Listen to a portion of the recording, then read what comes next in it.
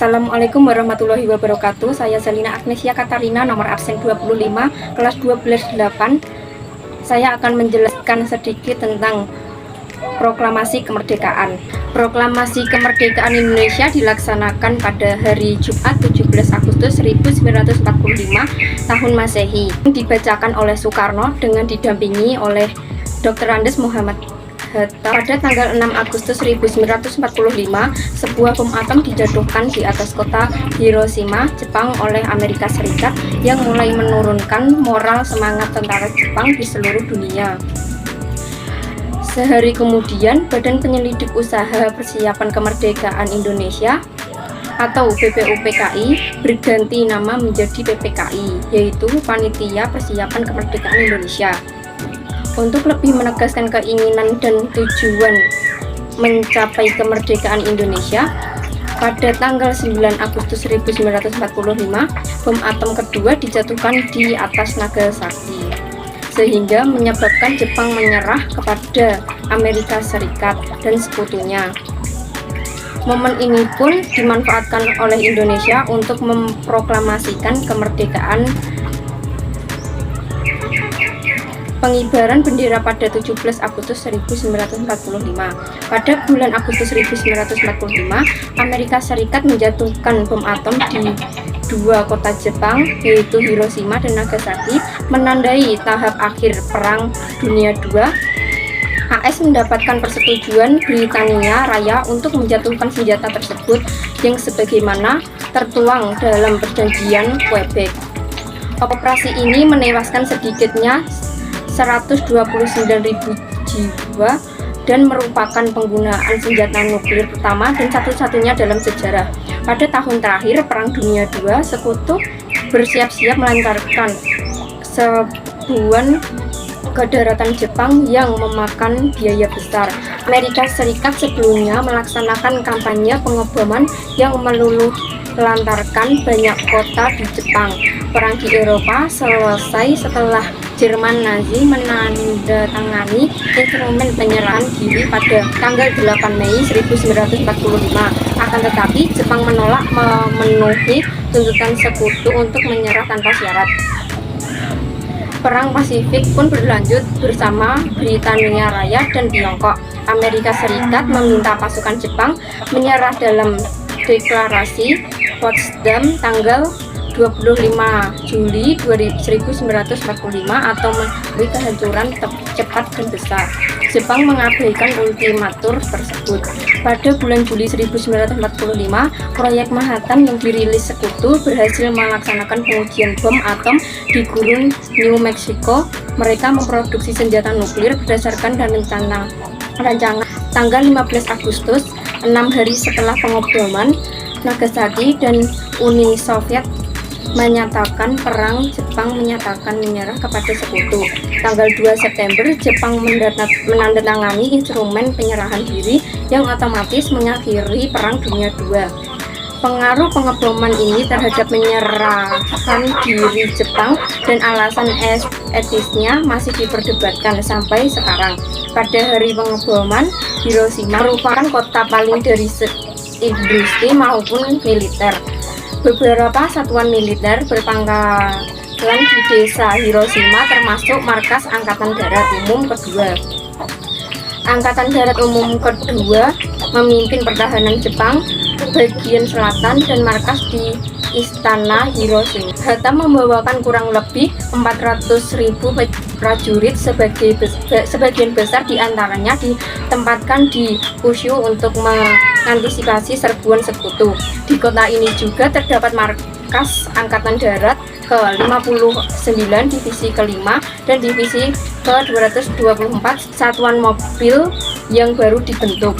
Kota ini dilandasi oleh 5 baterai artileri senjata dari divisi anti pesawat ketiga, termasuk unit dari resimen anti pesawat ke-121 dan 122 dan batalion anti pesawat terpisah ke-22 dan 45 secara keseluruhan. Lebih dari 40.000 personel militer ditempatkan di Hiroshima. Hiroshima adalah pangkalan suplai dan logistik militer Jepang berukuran kecil, namun arsenal militernya besar. Kota ini juga merupakan pusat komunikasi, pelabuhan penting, dan tempat perkumpulannya tentara. Hiroshima adalah kota terbesar kedua di Jepang setelah Kyoto yang masih bertahan meski diserang berkali-kali. Alasannya, Hiroshima tidak punya industri pesawat yang menjadi target utama. Pada tanggal 3 Juli, Kepala Staf Gabungan menghapus Hiroshima, Kokuro, dan Niigata dan Kyoto dari jalur pesawat pengebom. Sebelum pengeboman atom, populasi Hiroshima mencapai puncaknya sebanyak 381.000 jiwa, lalu perlahan turun karena evakuasi sistematis yang dilaksanakan pemerintah Jepang. Saat serangan terjadi, jumlah penduduk Hiroshima sekitar 340.000 sampai 350.000 jiwa penduduk. Heran karena Hiroshima tidak menjadi target pengeboman bakar. Sejumlah pihak menduga bahwa kota ini hendak dijadikan markas pendudukan Amerika Serikat. Ada pula yang menduga bahwa kerabat mereka di Hawaii dan California meminta pemerintah AS untuk tidak mengebom Hiroshima. Pejabat pemerintah kota memerintahkan menghancurkan beberapa bangunan untuk menciptakan pemecah api berukuran panjang. Pada tahun 1944, pemecah api terus diperluas dan diperpanjang sampai pagi tanggal 6 Agustus 1945. Soekarno dan Hatta selaku pemimpin PPKI dan Rajiman Weddiodiningrat sebagai mantan ketua BPU PKI diterbangkan ke Dalat 250 km di sebelah timur Laut Saigon, Vietnam untuk bertemu Marsekal. Mereka dikabarkan bahwa pasukan Jepang sedang diambang kekalahan dan akan memberikan kemerdekaan kepada Indonesia.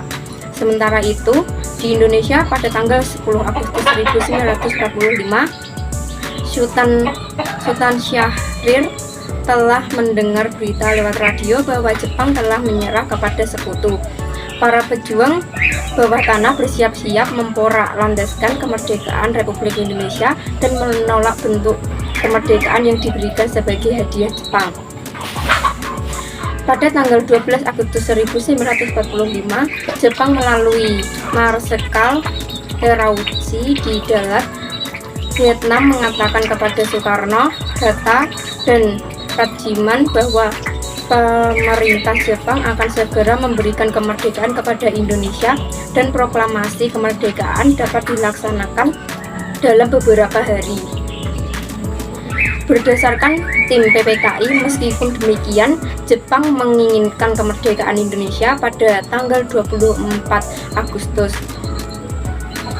2 hari kemudian, saat Soekarno, Hatta, dan Rajiman kembali ke tanah air dari Dalat, Sultan Syahrir mendesak agar Soekarno segera memproklamasikan kemerdekaan karena menganggap hasil pertemuan di Dalat sebagai tipu muslihat Jepang karena Jepang telah menyerah kepada sekutu. Dan demi menghindari perpecahan dalam kubu nasionalis antara yang anti dan pro Jepang, Hatta menceritakan pada Syahrir tentang hasil pertemuan di Dalat. Soekarno belum yakin bahwa Jepang memang telah menyerah, dan proklamasi kemerdekaan Republik Indonesia saat itu dapat menimbulkan pertumpahan darah yang besar dan dapat berakibat fatal jika para pejuang Indonesia belum siap. Soekarno menginginkan Hatta bahwa Syahrir tidak berhak memproklamasikan kemerdekaan karena itu adalah hak Panitia Persiapan Kemerdekaan Indonesia atau PPKI. Sementara itu, Syahrir menganggap PPKI adalah badan buatan Jepang dan proklamasi kemerdekaan oleh PPKI hanya merupakan hadiah dari Jepang. Dikabarkan bendera Indonesia pada 17 Agustus 1945, peristiwa Rengas Dengklok terjadi pada tanggal 16 Agustus 1945.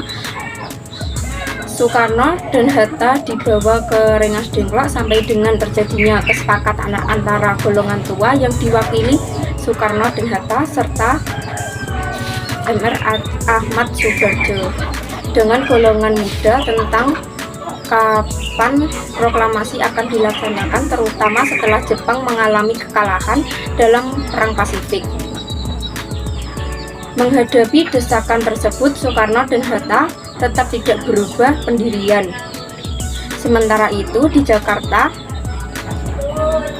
Syahrul dan kawan-kawannya telah menyusun rencana untuk merebut kekuasaan. Tetapi apa yang telah direncanakan tidak berhasil dijalankan karena tidak semua anggota PETA mendukung rencana tersebut. Proklamasi Kemerdekaan Republik Indonesia rencananya akan dibacakan oleh Bung Karno dan Bung Hatta pada hari Jumat 17 Agustus 1945. Ada dua lokasi pilihan untuk pembacaan teks proklamasi, yaitu lapangan Ikada yang sekarang telah menjadi lapangan Monas atau rumah Bung Karno di Jalan Pegangsang Timur No. 656. Rumah Bung Karno akhirnya dipilih untuk menghindari kericuhan antara penduduk dan tentara Jepang karena tentara-tentara Jepang sudah berjaga-jaga di lapangan Ikada.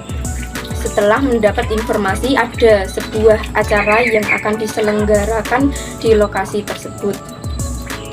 Teks proklamasi disusun di Rengas Dengklok. Awalnya Bung Karno dan Bung Hatta ditempatkan di sebuah gubuk tua pinggir kali dekat sawah yang tak layak kondisinya. Atas usulan dari pejuang dari Kleder kepada Soekarno dan kawan-kawan agar Bung Karno dan Bung Hatta ditempatkan di tempat yang layak, maka dipilihlah rumah saudagar Tionghoa bernama Jiao Kisyong. Bendera merah putih sudah dikibarkan para pejuang di Rengas Dengklok pada Kamis tanggal 16 Agustus sebagai persiapan untuk proklamasi kemerdekaan Indonesia. Karena tidak mendapat berita dari Jakarta, maka Yusuf Gunto dikirim untuk berunding dengan pemuda-pemuda yang ada di Jakarta. Namun sampainya di Jakarta, Gunto hanya menemui Wikana dan Mr. Ahmad Soebardjo. Kemudian Gunto dan Soebardjo ke Rengas Dengklok untuk menjemput Soekarno, Hatta, Fatmawati, dan Guntur. Ahmad Soebardjo mengundang Bung Karno dan Bung Hatta berangkat ke Jakarta untuk membacakan proklamasi di Jalan Pegangsang Timur nomor 56, rumah Bung Karno. Pada tanggal 16 Agustus tengah malam, rombongan tersebut sampai di Jakarta. Keesokan harinya, tepatnya tanggal 17 Agustus 1945, pernyataan proklamasi dikemukakan dengan teks proklamasi kemerdekaan Indonesia yang diketik oleh Sayuti Melik. Pada tanggal 14 Agustus 1945, Jepang secara resmi menyerah kepada sekutu di kapal USS Missouri. Tentara dan Angkatan Laut Jepang masih berkuasa di Indonesia karena Jepang berjanji akan mengembalikan kekuasaan Indonesia di tangan sekutu. Sultan Syahrir, Wikana, Dawi, dan Sairul Saleh mendengar kabar ini melalui radio BC. Setelah mendengar desas-desus Jepang bakal bertekuk lutut, golongan muda mendesak golongan tua untuk segera memproklamasikan kemerdekaan Indonesia. Namun golongan tua tidak ingin terburu-buru. Mereka tidak menginginkan terjadinya pertumpahan darah pada saat proklamasi. Konsultasi pun dilakukan dalam bentuk rapat PPKI. Golongan muda tidak menyetujui rapat itu. Mengingat PPKI adalah sebuah badan yang dibentuk oleh Jepang, mereka menginginkan kemerdekaan atas usaha bangsa kita sendiri, bukan pemberian Jepang. Soekarno dan Hatta mendatangi penguasa militer Jepang untuk memperoleh konfirmasi di kantornya. Tapi kantor tersebut kosong. Soekarno dan Hatta bersama Soebardjo kemudian ke kantor Bukanfu Laksamana Muda Maeda di Jalan Medan Merdeka Utara, Maeda menyebut kedatangan mereka dengan ucapan selamat atas keberhasilan mereka di darat. Sepulang dari Maeda, Soekarno dan Hatta segera mempersiapkan pertemuan panitia persiapan kemerdekaan Indonesia pada pukul 10 pagi 16 Agustus keesokan harinya di kantor Jalan Pejambon nomor 2 guna membicarakan segala sesuatu yang berhubungan dengan persiapan proklamasi kemerdekaan. Sehari kemudian, gejolak tekanan yang menghendaki pengambilalihan kekuasaan oleh Indonesia makin memuncak, dilancarkan para pemuda dan beberapa golongan. Rapat PPKI pada 16 Agustus pukul 10 pagi tidak dilaksanakan karena Soekarno dan Hatta tidak muncul. Peserta BPUPKI dalam perjalanan sejarah menuju kemerdekaan Indonesia, Dr. Jiman adalah satu-satunya orang yang terlibat secara aktif dalam kaca perjuangan berbangsa, dimulai dari munculnya Budi Utomo sampai berbentuknya BPUPKI. Di saat pemimpin Budi Utomo yang mengusulkan pembentukan milisi rakyat di setiap daerah di Indonesia, kesadaran memiliki tentara rakyat dijawab Belanda dengan kompensasi membentuk Volksraad, dan Dr. Jiman masuk dalamnya sebagai wakil dari Budi Utomo. Pada sidang BPUPKI pada 29 Mei 1945, ia mengajukan pernyataan dasar negara Indonesia jika kelak merdeka. Pernyataan dijawab oleh Bung Karno dengan Pancasila.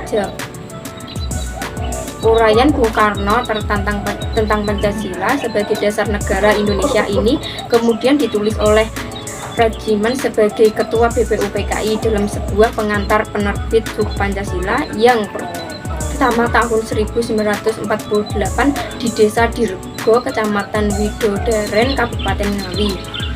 Terbongkarnya dokumen yang berada di Desa Dirgo, Kecamatan Widodaren, Kabupaten Ngawi ini menjadi temuan baru dalam sejarah Indonesia yang memaparkan kembali fakta bahwa Soekarno adalah bapak bangsa, pencetus Pancasila. Pada tanggal 9 Agustus 1945, ia membawa Bung Karno dan Bung Hatta di Saigon dan Dalat untuk menemui pemimpin tentara Jepang untuk Asia Timur Raya terkait pengeboman Hiroshima dan Nagasaki yang menyebabkan Jepang berencana menyerah tanpa syarat kepada sekutu yang akan menciptakan kekosongan kekuasaan di Indonesia. Tidak tahu telah terjadi peristiwa Rengas Dengklok. Sekian penjelasan dari saya mengenai tentang proklamasi kemerdekaan. Wassalamualaikum warahmatullahi wabarakatuh.